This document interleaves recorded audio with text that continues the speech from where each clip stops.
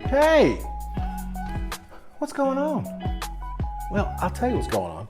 Me and a buddy of mine, this week we were talking about old times, old days, back a long time ago when I was younger. And we were talking about when we were in college, how the whiskey scene was very, very different. In fact, is nothing like it was now, like it was then, if you know what I mean. So we were kind of talking about like the things we were drinking in college.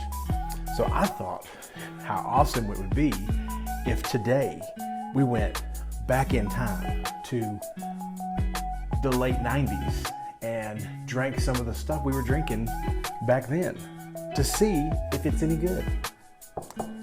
I can probably tell you right now it's probably not, but we're gonna try it anyway.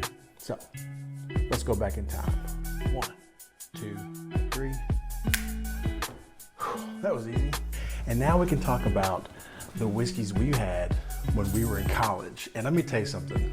There wasn't this big variety or selection that we had in those days. In fact, it was very, very limited. And we also didn't have any money. So just keep that in mind too. So I started thinking about this and I started thinking about, I can't really go over like every single bottle that we had around during that time. So I thought it'd be fun to like break this down into different categories. And so category 1 is the mixer. And quite honestly, there's only 2 mixers that we had around our house when we were in college. We had the staple, we don't have any money mixer, and we have the somebody just got paid, let's live like a king mixer. Now the Gentleman Jack was always the really nice stuff, but we never drank it neat or straight. We always drank it with Coke or Dr. Pepper or something to that aspect. By itself, this is a very classical vanilla caramel. It actually has a little bit of a floral note to it, a lot of spiciness and oak on the finish. And even to this day, even though this isn't as renowned as a lot of the other things that Jack Daniel's produces, to this day, this is still to me a really solid, cheap budget bottle that you can buy today. Back then it wasn't a cheap budget bottle, but today in the world of whiskey, it really is. But still a classic and also really, really good. And then that brings us to our wonderful George Dickel white label, as we called it back in the day. This here to me is almondy, nutty, tobacco, caramel, and almost like a breadiness to it that I'd never really enjoyed by itself. Mixed, however, it was always a really good option. We used to mix it with Dr. Pepper and Coke, and it was always really, really good. In fact, one of the greatest nights that we had with this bottle was somebody actually brought some, almost like I think a cherry cola or like a Stewart's cherry soda, and it actually went really, really good with that, surprisingly. I'm actually gonna try this neat. I have not had this in over 20 years by itself, and I'm curious what those flavors and notes smell and taste like. Let's try it. Swirly, swirly, swirl. That is not at all like I remember it. I remember this being very much like a almost almond and nuttiness to it. And unless they've changed the recipe over the years, again, I haven't had this in 20 years, but this is actually very vanilla-y and has a lot of vanilla and caramel.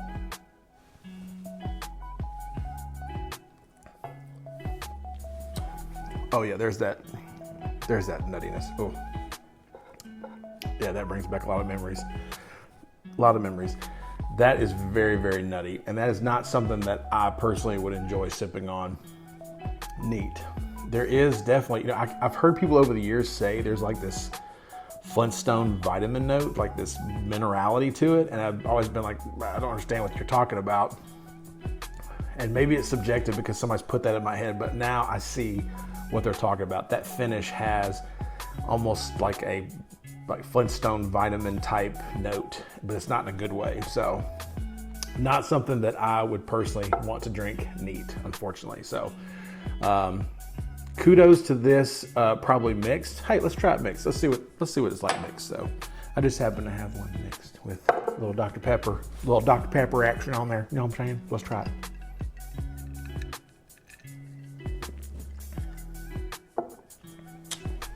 It's not terrible. Definitely not something that I personally would want to drink on for, an evening. But obviously George Dickel is doing something right. They've been in business a long time and they sell tons and tons of this stuff. So there are people out there that really like George Dickel somewhere. I've not met any of them yet, and I've never seen anybody on the old whiskey tube that has ever talked about George Dickel as being something they enjoy. So for that, it is what it is. So I would probably still buy this. I probably would never buy this, just my opinion. So to be honest with you, it was better than I thought it'd be, if I'm being completely honest. So, all right, let's go to the next category. Now for the second category we want to talk about is the staple or the standard. What was that bottle that seemed to be always around? And I can talk about 3 different bottles for 3 different categories. When I was growing up and we were in college, honestly, we had different groups of people that drank different things.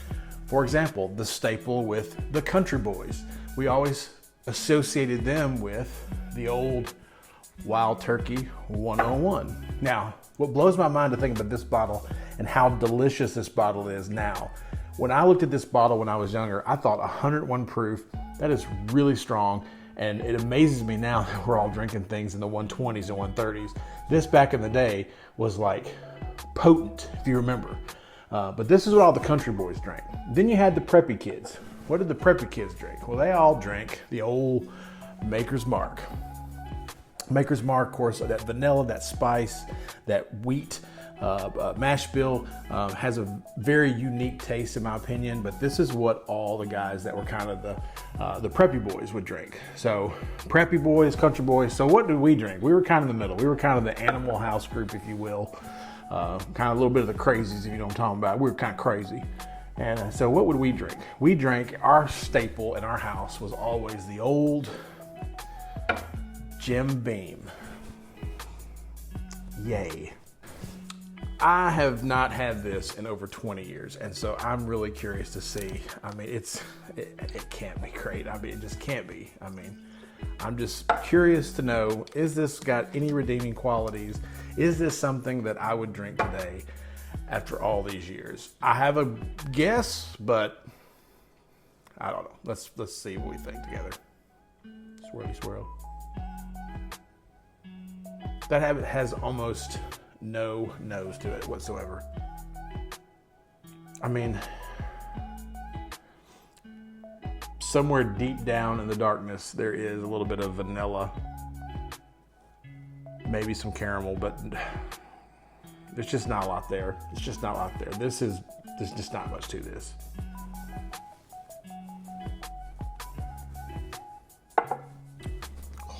Oh. I can't believe Jim Beam puts out great products like Knob Creek. Like the whole Knob Creek line is delicious. Some of the like the Hardin's Creek stuff's really good. I can't believe that is in the same distillery and production factory as this. This to me is just absolutely terrible. And I can't believe we used to drink this in college. It's just not good. Oh, it's not good. It's not good, y'all. I don't like it. I've never been a big fan of this. Maker's Mark comes out with some single barrels occasionally that I like. The Heart release last year by Maker's Mark was really good, but I have never been the biggest Maker's Mark fan. This, however, is fantastic. It is good on ice. It is good neat. It is good in a mixer. In fact, this is my mixer of today. I think that 101 proof goes amazing with whether you're putting an old fashioned together, a Manhattan, or even just plain old whiskey and Coke. This is the go-to for me today. It is still amazing after all these years. And Wild Turkey makes really, really good products. This is garbage. I would not, you notice I bought the little Traveler because I was not going to buy a whole bottle of that. Sorry, just wasn't going to do it. It's terrible. The next category is the one I've kind of been dreading, and believe it or not, I didn't think we could follow up Jim Beam with anything worse, but I think we probably can. And the next category is called That Weird One. You see, there was always that weird bottle that floated around for some strange reason, and no one really knows why, but it was always out there kind of just in the midst of things, just hovering. And for some reason that people still drank this, and we don't know why. To this day, we don't know why. But I want to show you what it is. And I have to just kind of look at this because I haven't had a chance to look at this in over 20 years. I've not even seen this really. In fact, I was surprised to find it was still in existence, even though it's in a different bottle. In fact, this bottle actually was the only redeeming quality about this whiskey. It was in this beautiful, beautiful bottle that actually looked way more elegant than the actual whiskey in the bottle. And now they've reduced themselves to a plastic bottle with a screw top. So I don't even know what to expect in this. But oh yeah, we're talking about the Canadian Club 12 year. Okay, I'm real curious about this. I kind of want to read up on it a little bit. I haven't seen this bottle in forever. Now it's got a little, what is that, twist top? It's got a twist top, yay. This used to be in a really nice, elegant bottle with the pop top, if I'm not, or screwed on, but it was really nice. And so this is a smooth and refined blended Canadian whiskey, aged 12 years. I am just, don't even know what to say about this. Like, I don't know. I don't know what to say about this. This could be the worst thing I've ever put in my mouth, and it could be great. What if it's awesome? What if it's awesome? Let's find out. There's only one way to find out. So, what's the proof on this? What's the whole proof on this? It's 80.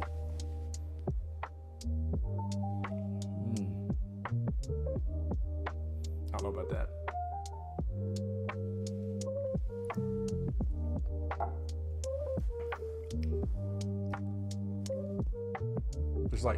It's like nothing. It's almost medicinal.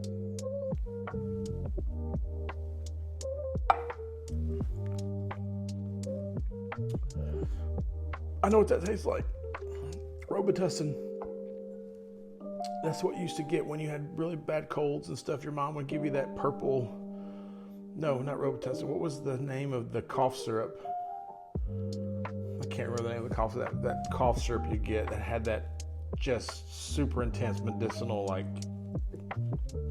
yeah, on it. That's what that is. Man, for 80 proof, that's terrible. It's terrible. I can't even go back and get another one and drink that. I can't do it, y'all. I can't do it. We were really broke, y'all. We had no money. There's no way. That's the only explanation I have. That had to have been like $4 for the entire thing of that. It had to be. I can't imagine us paying more than that. They should have given us money to take that. Unless you were sick. If you had the croup, that funky cough, Canadian Club 12 year, boom, there you go. That would have been. Let's go to the last category. Okay, last category. So we've had the mixer, we had the staple, we've had the weird one, and then we had the somebody just got paid, which means somebody got their paycheck and they were like, we're gonna have some fun tonight, but we're not gonna get what we normally get. We wanna actually enjoy what we're doing. We wanna actually enjoy the beverage of choice. And I gotta be honest, I'm actually excited about this one because this is one that I still to this day really like. It's been good for years. And this was the first whiskey that I ever drank neat that I enjoyed, where I actually thought to myself, this is actually really delicious by itself, with no ice, no water, no Coke, no mixer, nothing. This is an amazing product. After all these years, it still is.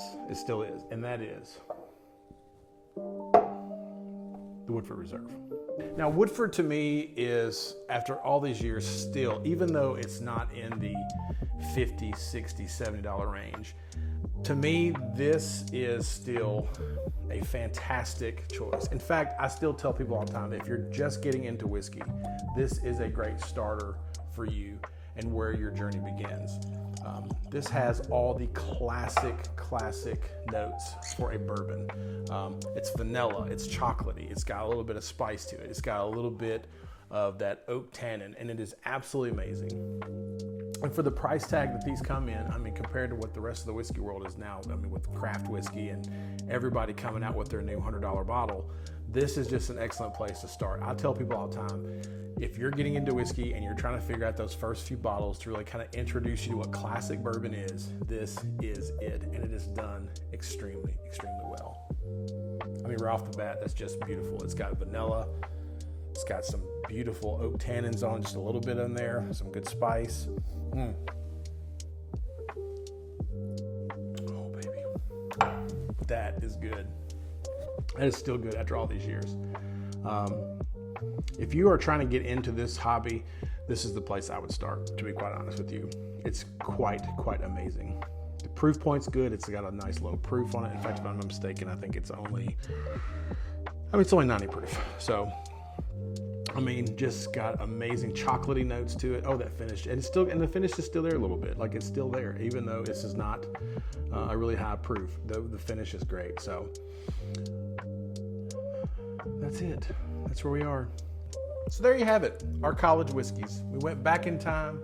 We revisited some of the things we were drinking 20-something years ago.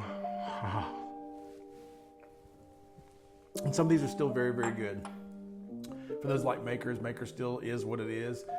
Still a classic. I love this bottle. It's a great mixer. It's a great by itself. And then, of course, the Woodford Reserve is probably one of my favorite starter bottles of all time. And this is where our journey began many, many years ago.